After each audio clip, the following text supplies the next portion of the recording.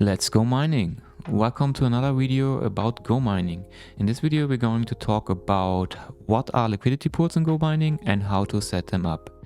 In general, a liquidity pool is basically providing liquidity, as the name says, for two tokens. In this case it's Go mining token and the USDT. And what this basically means, you are the exchange, meaning if somebody wants to go from Go mining to USDT, he needs to somewhere swap these coins. And you are the somewhere, and for this swap you can get some fees.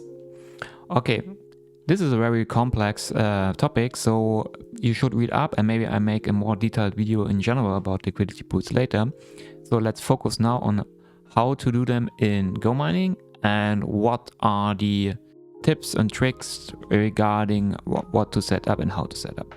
Okay, first of all, head over to Go mining and liquidity. This is, for example, my current liquidity pools. So you can see in general what is to be expected as a return rate. What is the volume regarding the last 24 hours? So it's 300k, so not that much. How much liquidity in general is provided in a liquidity pool? So roughly 360k. If you want to open a new liquidity pool, you have to just click deposit. And you're now faced with a couple of decisions you need to do. So first of all, in Go mining, you have in total 3 different liquidity pool tiers. You have 0.05, 0.25 and 1% fee. What does it mean? Basically, it means if the swap is happening in a 1% pool, you get paid a 1% fee, or the swapper needs to pay you a 1% fee, and the same for the other two. You don't know which pool is affected on a swap. This is basically decided by the routing algorithm and depends on a number of variables. So what you should do first is you should check how was the volume in the last 24 hours. So for example, initially the 1% pool is selected, and you see here in the last 24 hours 22k were going through this pool. In the 0.5, 7k, so really not much. And in the 0.05, you had a lot of volume going through, 277k. Okay, which pool should you now use? Well, probably the one with the most volume, because you get paid per swap. So you want to have the pools which have the most amount of swaps. So in this case, it would be the 0.05 pool. The next step is, you can see here, you can create a range. What does it happen? What does it mean? Basically, in this range, your pool is what it's called active. Active means if a swap is happening in this price range, your pool is considered, so you're providing liquidity.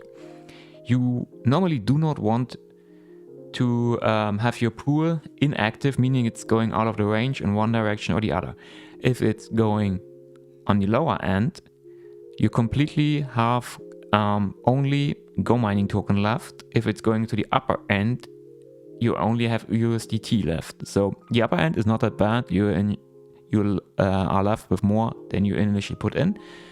If it's going through the lower end, you have something that is called impermanent loss, because you have only Go mining that is now worth less. So what you can do now here is you can select a current price range. And you can also play around with the sliders here. You can see here it currently says, okay, I'm around 100% APR.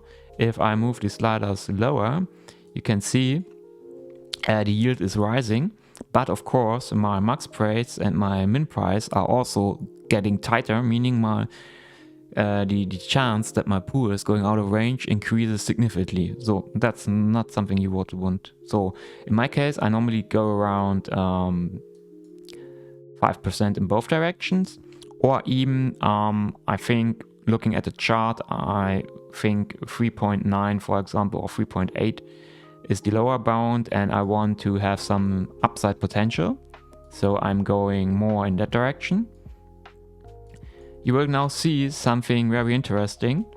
If you have both, okay, let's start again. If your both percentages are completely the same, so if I would want to add 100 Go mining, which I currently can't, is around 40 bucks, and I need to provide also 40 bucks USDT, because both upper and lower end are basically the same. But if I now want to do something else, I'm more bullish, or I think we are at the lower bound, which I think we are. So I want to just have this at 0.38, and I want here a bit more room to the upside, like, I don't know, 0.4, which still nets me 66% APR, which is nice. You currently can see it's still calculating the other ratio. We will come to that later on, because this is the one from the leaderboard rewards. And now you see that the ratio shifted, because we are only on the lower end, 4% and 12%, so it's like 1 to 4. And you can see this reflecting in the amount of tokens you need to add. You need to add only $13 worth of USDD, and you need to add $40 worth of Gomining. So you should first decide what your ranges are, and afterwards swap them to the specific ratio. That's what I do. Now, after you added the pool, you need to confirm it in your Binance wallet or MetaMask wallet, or whatever you do. It's on the Binance chain. I wouldn't stop there. So what I plan to do is having in total 4 active pools. You see one is currently inactive, but it's a very small sized pool, so I will later on claim them. I want to have 3 fixed pools, well, 2 actually, this one is also a very small one, but 3 fixed pools and 1 jumping pool. So you can see here I have 1 pool that is in the 0.05 and 1 in the 1% fee area, and another one here. Why is that? Because you don't know when the liquidity will change, or when the volume will change going from one pool to another. I think from what I saw, the 0.25 pool is not that active, so yeah, you miss a couple of swaps, but so what. This lower pool here, this one, is only for collecting my coefficient.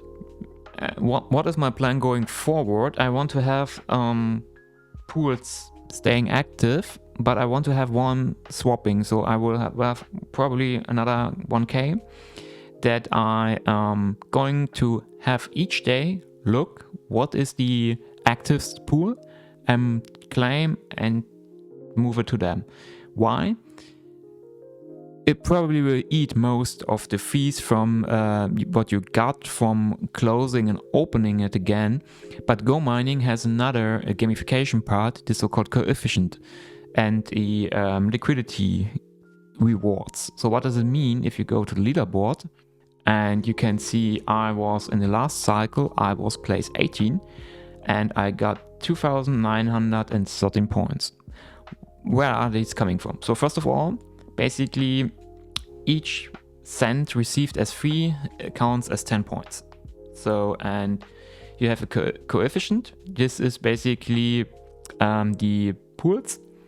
The longer, the more weeks they are open, the higher this coefficient is growing. That is the reason why I have this one here on the bottom. This will be growing each week. And these 2, I hope they will also stay open, depending on if they move out of range or not. And that's why I want this 1 jumping pool, which I will swap from 0.05 to 1, depending on what I need. So how did I get to place 18? Well, basically, I saw that most of the liquidity, what people actually add, are at the 1% tier. You can see almost 300,000 is available from users per lending liquidity, whereas the 0.05 is only 33,000. So you can see from my edition, I think I have around 1,000, even a bit more, 135 in this pool. So I'm roughly around 5% of the total liquidity provided in that pool. Of course, it doesn't bring much if the transactions are not going through that pool, but in this case, we swapped around the weekend. So the first few days it was on a 1%, so my 1% pool was earning fees, and then it moved to the 0.05, so my 0.05 pool earned fees. And the combination of those both pools basically led to a very good fee structure. So the combination of these both pools led to a very good fee structure. So I earned a lot of fees. My coefficient wasn't that great because I ran out of bounds once, I think, so I had to reopen. But in the end, I received 167 Gomining tokens, which is really nice. So this is around about 2.5 to 3% ROI on 1 week. And that's basically it. To sum it up, so what would I do if I had around 3K that I want to invest into Gomining, liquidity providing? I would do around 1K in the 0.05 pool. I would do 1K around the 1% pool. And I would look now what is the most liquid pool. So in this case, it's a 0.05. We know that already. And I would there also put in the other 1K.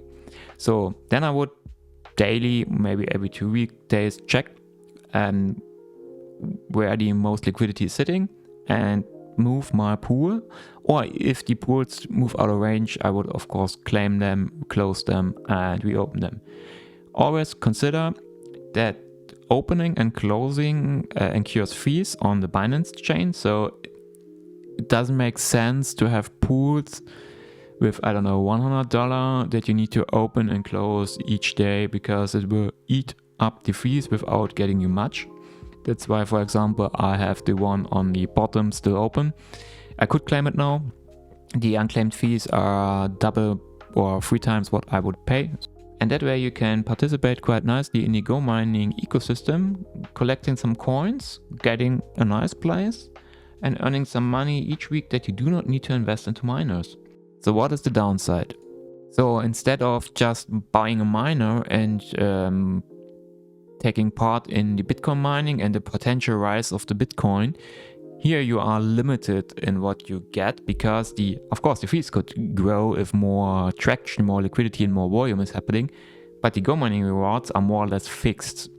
They are depending on the voting system, so you can vote if you have tokens locked, and this vote decides how much of the weekly bonus is distributed to the liquidity providers, but it's moving around 11k, so meaning 11k tokens are split proportionally to how much RP you have, so your score here. So I would not move everything in here, as well as I wouldn't move everything into my miner, so always do a nice distribution of what you're doing. So yeah, if you found it interesting, if you want to know more, leave a comment, and otherwise, I also leave a link in the description to Gomining. If you use my code, you get 5% cashback for the first miner you buy. Apart from that, happy mining and see you in the next one.